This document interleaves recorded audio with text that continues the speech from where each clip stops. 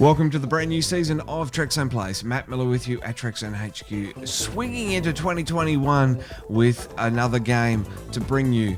This time, it's the 25th anniversary edition of Star Trek. That classic 1992 DOS style. It's here, it's raw, it's amazing. It's the point-and-click adventure featuring the original voice actors of Kirk, Spock, McCoy, and so many others. This is fantastic, and the way that they structured it as well, like original series episodes. I'm going to be bringing you an episode, funnily enough. Let's dive straight into it. This is Trekzone Plays, Star Trek, the 25th anniversary edition. Retro games with no commentary. This is Trekzone Plays.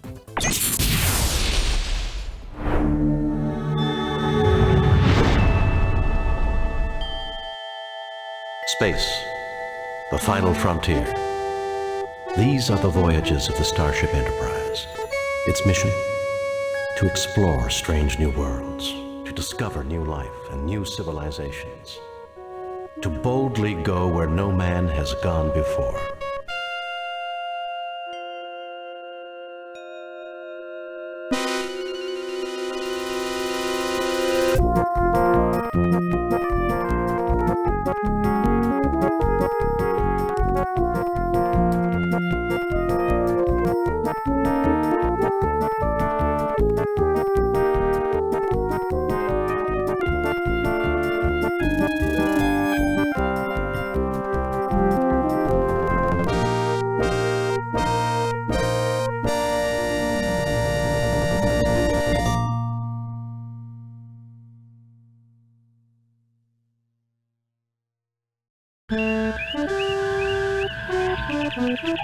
Human world.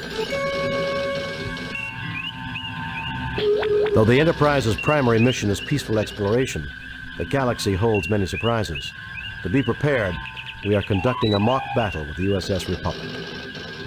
Captain Patterson reports the Republic is in position and ready to begin, Captain. The Republic is arming weapons and raising shields. I suggest we do the same, Captain.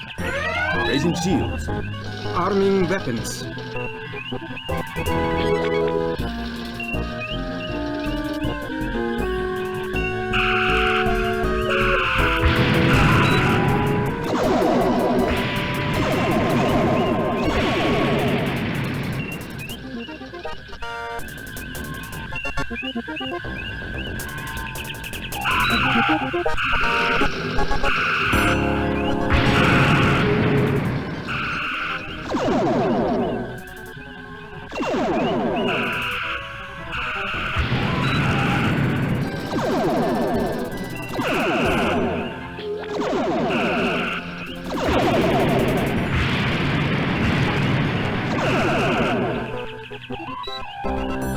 Aye, sir. Aye, sir.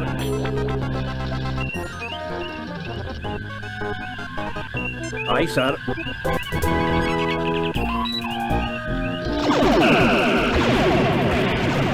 Estimates the Enterprise's warp drives have overloaded and exploded. Not my engines. It's just a simulation, Scott. Captain Patterson says better luck next time, sir. Lowering shields and disarming weapons. Message coming in from Starfleet. On screen, Lieutenant. Jim, the Enterprise is ordered to travel to Pollux IV. The natives report that alien life forms have been attacking the settlers near a mine at Mount Idle. You are to report to the High Prelate of the colony. The settlers are members of the Acolytes of the Stars sect. The description of the attackers vary, but all say that the attackers resemble creatures from many Earth religions known as demons. Starfleet wants you to determine the nature of these creatures and to resolve the situation without bringing harm to the colonists. Starfleet out.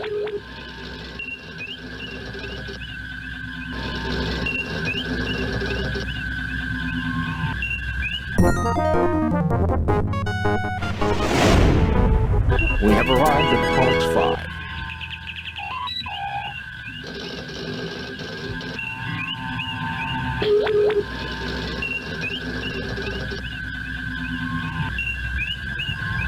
Entering standard orbit. Spock, come with me. Mr. Scott, you have the car.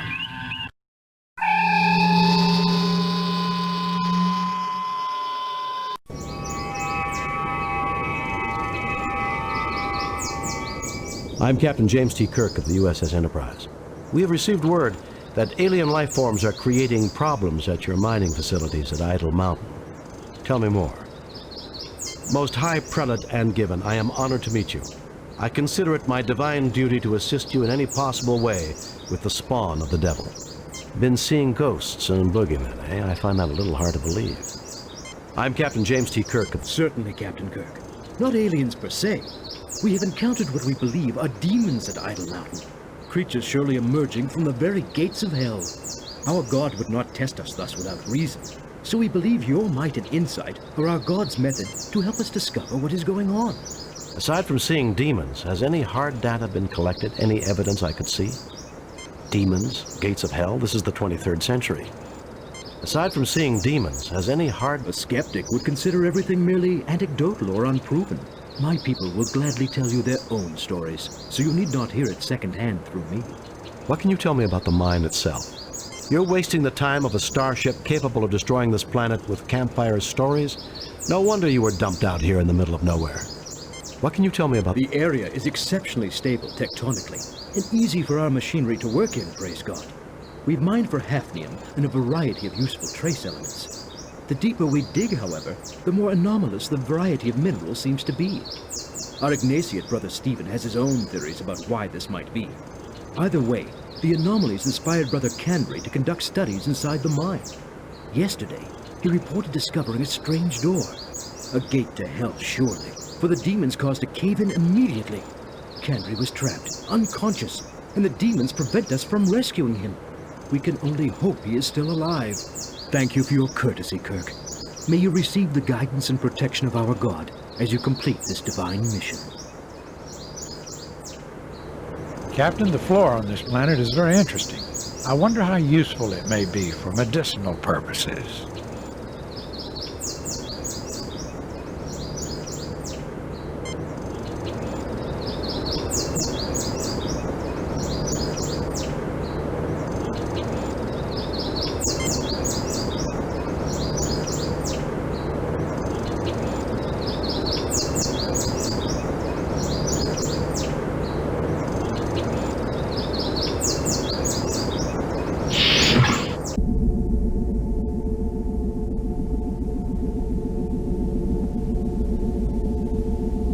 He is too busy consoling the wounded man. I am worried about Brother Chubb. Can you examine him, Doctor?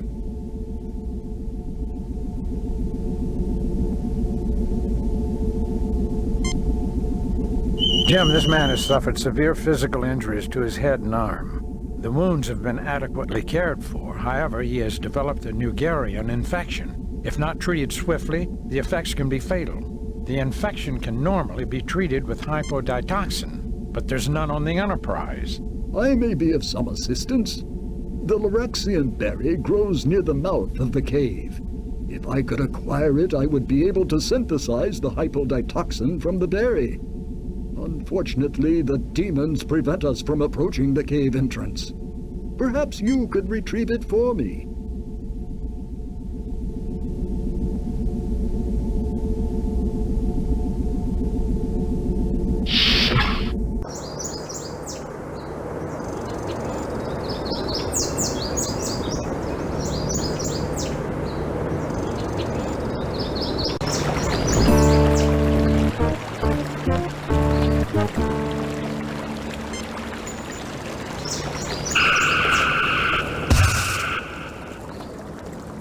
You see a small explosion, and the Klingon's hand falls to the ground with a dull thud. I guess they don't make Klingons like they used to, sir.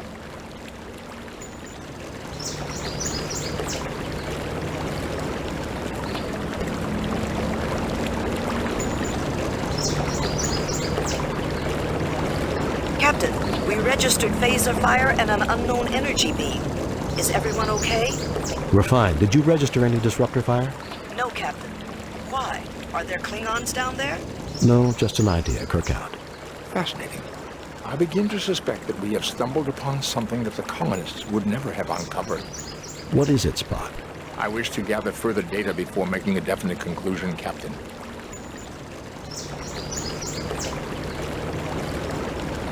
You fail to obtain anything. You fail to obtain any. You fail to obtain any. You fail to obtain any. You fail to obtain.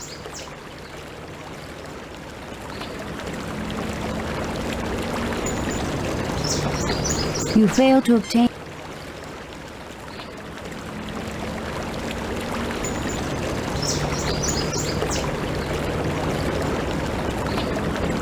You take the Klingon's detached hand.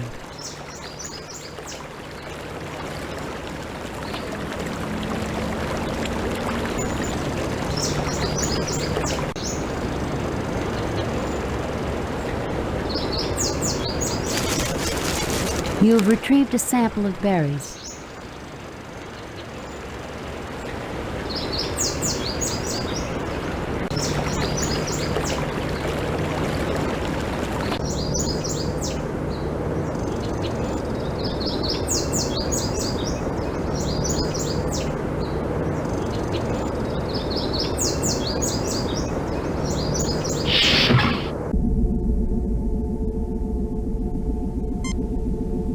Jim, these need to be processed first.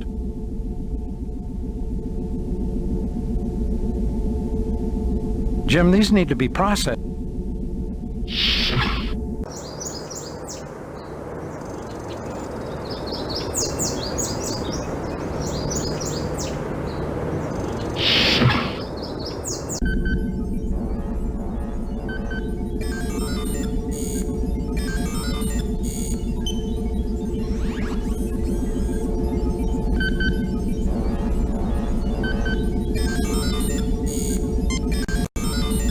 The settings on the Ardak IV have already been adjusted. Simply place the berry in the machine and the hypoditoxin will be synthesized. You tinker with it, but do nothing significant. Nothing happens.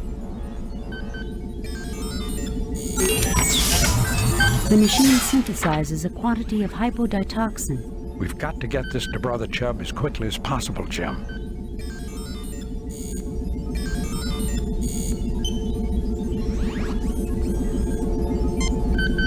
Mr. Spock, see what you can do about that hat.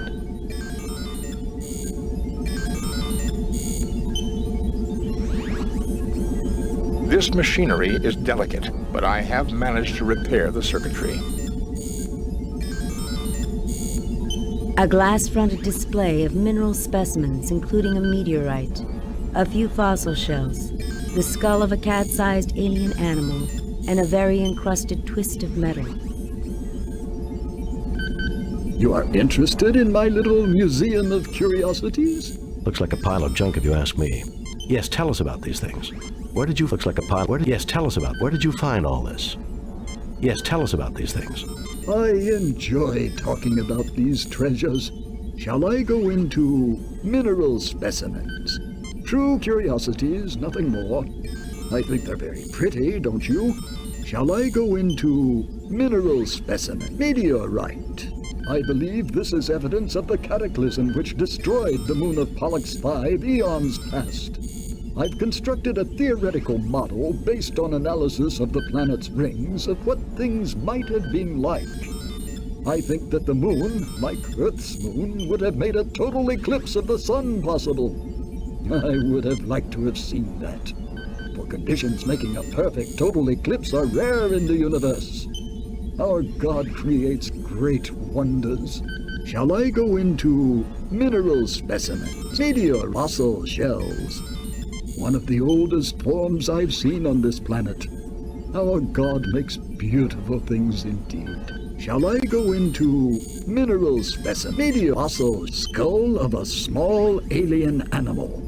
The skull of a modern Silati, the largest creature native to this planet, about the size of a house cat from Earth. The Salatis combine a rather insectoid pattern with four-legged reptilian form, including praying mantis-like forelimbs. Shall I go into mineral specimen, fossil skull, twist of metal? This chunk of rock is a greatly weathered example of a vanadium tungsten alloy, which doesn't occur naturally. It is my best evidence that the area was previously inhabited. Shall I go into mineral specimens? Maybe a skull twist? Or would you rather move on to something else? Very well. I can't imagine why, but if you have a further interest in any of this, take what you like. But please remember to return my treasures when you're done with them. You are interested in... Looks like a pile of junk if you ask. Yes, where did you find all this? Here and there. Much of it was brought to me by others exploring widely. Looks like a pile of junk if you ask. Yes, looks like a pile. Yes, tell us about these things. I enjoy... Shall I go mineral specimens? Or would you rather... Very well.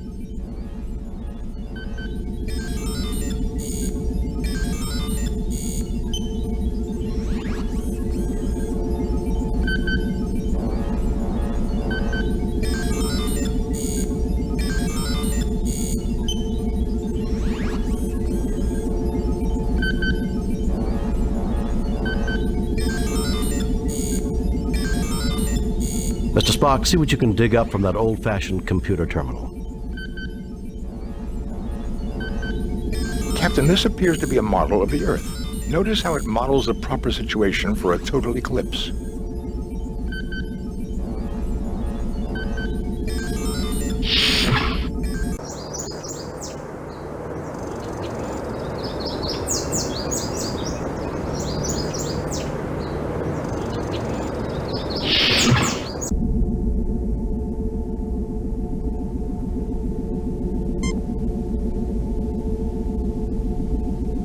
Thank you. You're most kind.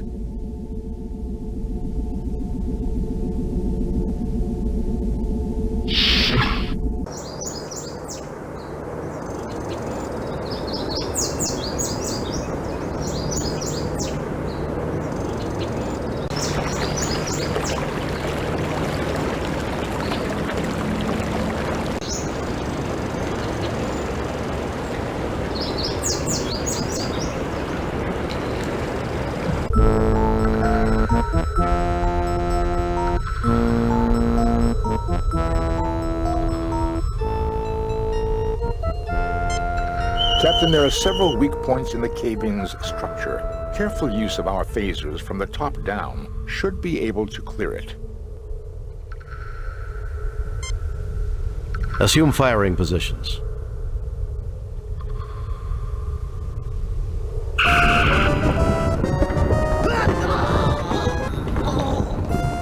He's dead, Jim. Assume firing positions.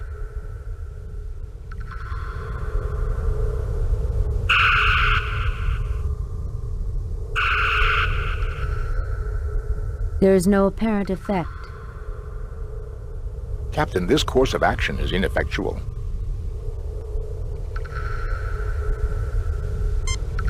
This man is badly hurt and suffering from shock and exposure as well.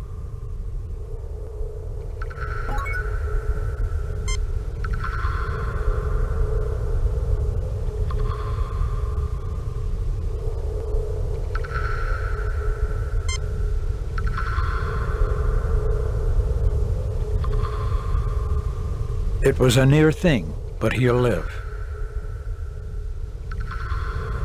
Oh, thank you, kind souls, for saving my life. Let me rest here for a little before returning to report this miracle to Prelate Angiven.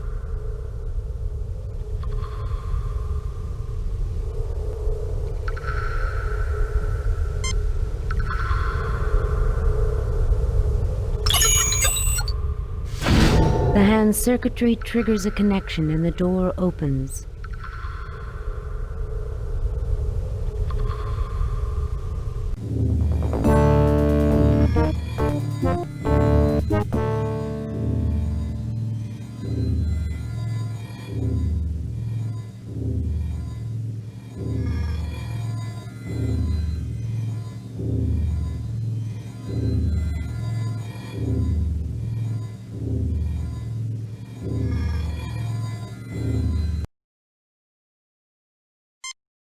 Fascinating, Captain. It is a diagram of a lunar eclipse of this planet. See how the red sphere of the moon is casting a shadow on the blue sphere, Pollux IV. This must be a very old piece of work. because this planet's moon was destroyed thousands of years ago. The machinery is waiting for the gravitational pull of another eclipse to activate it, an eclipse that will never come. And one other thing, Captain. This may also be a diagram showing the proper settings on that control panel.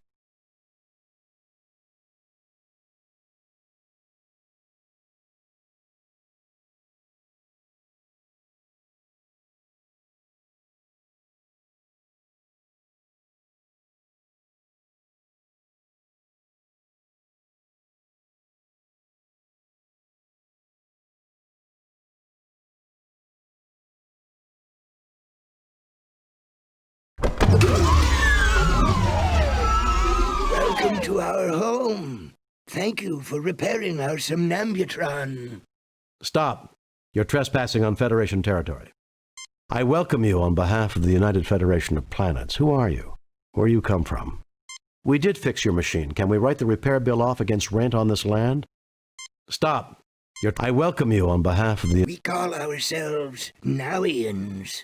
Thousands of years ago, we saw that meteor impacts were going to cause an ice age.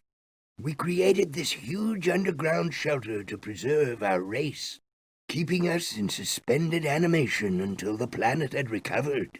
We programmed the machinery to revive us at the next eclipse, but we did not count on the destruction of our moon. Some advanced civilization.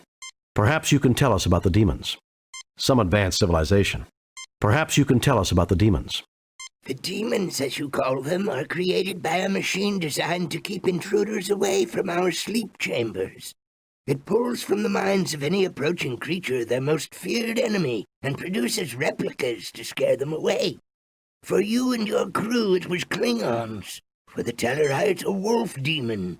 And for the other humans, a demon from their religion. On behalf of my people, thank you for waking us. I will turn off the machinery which creates our guardians, so that they no longer bedevil those with whom we now share our home. Oh, woe! Alas! The key is missing. I can do nothing. Even we will suffer the attacks of our own guardians unless the key can be found. I implore you, if you can help, please do so. Jim, think about that skull we picked up from Brother Stephen. Now look at this alien. See the resemblance?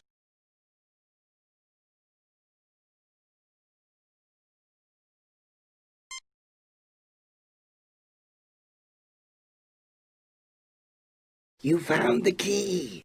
I can now turn off the machinery creating our guardians, and no more sentience shall be at risk. Surely the Holy One smiles upon us all. I have no way to thank you, Captain. But please carry this request from my people to yours. We have much ancient knowledge we can share, and we would like to join your federation. Go in peace. I will be glad to accept your application to the Federation. We shall have a diplomatic envoy sent to make the final arrangements. We look forward to meeting them. We also look forward to having discourse with the colonists. Farewell.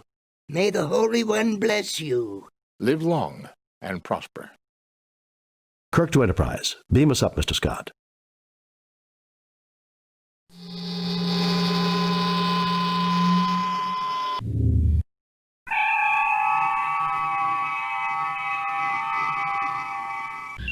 Message from Starfleet. On screen, Lieutenant. We have read your report on the problems at Pollux IV and evaluate your performance at 88%. You and your crew received 3 commendation points. The top brass at Starfleet are impressed. Outstanding work, Jim. I might have known there weren't any demons. We all have demons of our own, Bones. The ones we can't confront are often the hardest to deal with. These demons were based on fear, Captain. A human failing. I don't know, Spock. Everything that I've ever read about demons describes them as having pointy ears.